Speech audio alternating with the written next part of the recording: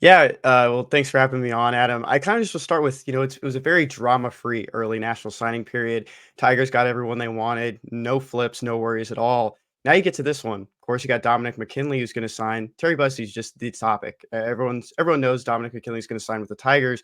Where is Terry Bussey going to go? It sounded like it went well on his visit to LSU last week, and you saw a lot of the players and coaches and staff members just pushing for him on social media as well. I've only been around this stuff for about 2 years now, and before this, I covered Mizzou football. Never really saw something like this, where every single player in the class wants Terry Bussey to be there, and they're very vocal about it. I think that's something that LSU has done really well. You've seen guys from Texas A&M flip in this class, from Weston Davis, Gabe Relaford, Cohen Eccles, Dominic McKinley, Jaden Gilbert, who came in as a transfer. There's a lot of connections there, guys who have been in the same rooms as Terry Bussey. But for right now, it does feel like he's just leaning towards Texas A&M. He's held that commitment for so long. You look back at the Polynesian Bowl, listening to what he had to say then. This was before he went on his last visits to LSU, Georgia, and Texas A&M. At the time, it just felt like he was going to stick with the new staff over there. And a lot of people, sometimes it kind of gets lost in translation. The staff is new at LSU as well. If he's going to play in the secondary, there are new coaches there, coaches that he wasn't really recruited by, didn't have really many conversations with. One guy that's been one of the best recruiters for LSU before he left and then came back has been Corey Raymond. And Corey Raymond has been that guy who's had him on campus. He talked to him, got to meet him a little bit better. Look at other guys like Blake Baker, who came in from Missouri as the defensive coordinator, brought Jake Olson with him, who's in his first time as an official coach in as a Power Five with a Power Five program. Probably doesn't have the most reach or kind of positioning to bring in a guy like Terry Bussey right now, but that's a guy he'd work with if he was on campus with the Tigers next year. But for right now, just answer it. It does seem like he's leaning a little bit towards A&M.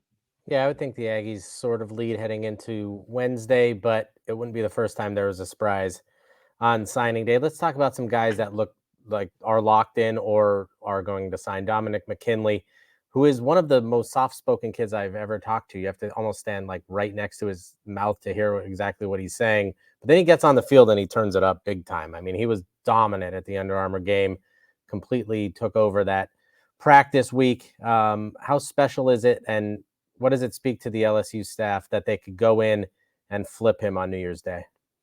Yeah, a big thing is like the staff changed within days later. I mean, within hours later, that the guys that were probably recruiting him, pulling him to the Tigers, weren't there anymore. And we know that there were some, issues. I mean, Jimmy Lindsay was away with personal matter and medical matters last year. Really wasn't on the recruiting trail.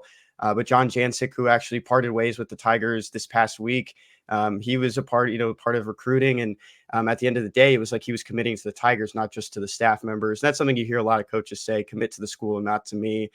Bo Davis came in and held his commitment. He had that official visit early in January with some other guys like Xavier Atkins, Caden Durham were also on campus, in his ear telling him that this is the place to be. And Bo Davis, we can't really say enough about what this new defensive staff kind of looks like, not just as coaches, but as recruiters. Bo Davis has brought in a lot of those relationships that he had at other schools. He wasn't, I mean, he was at Texas, wasn't at Texas A&M, so he didn't really have a strong connection with Dominic McKinley at the end of the down the road. But at the same time, he's one of the reasons that he locked in his commitment and didn't really think about maybe I'll go back to Texas A&M, maybe I'll hold this commitment to LSU, and that was because of him.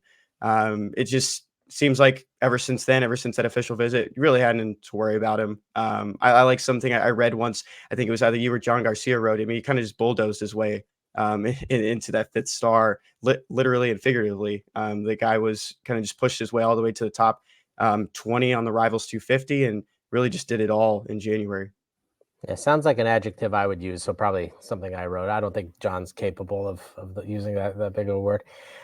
Trey Green, the number one tight end in the class, has almost like had a Kevin Durant look to him. I went up to Zachary, actually up to his old school, like 2 years ago, and saw him there, and just very impressive looking kid, and is now filled out basketball background. How can LSU use him in the offense since he's just sort of a freak of nature athlete?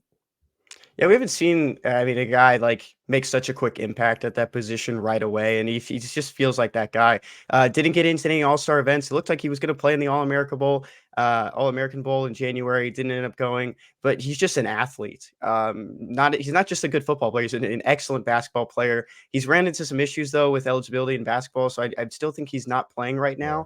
now. In the state of Louisiana, it's very unfortunate for him, but just an absolute athlete, can go up and get the ball.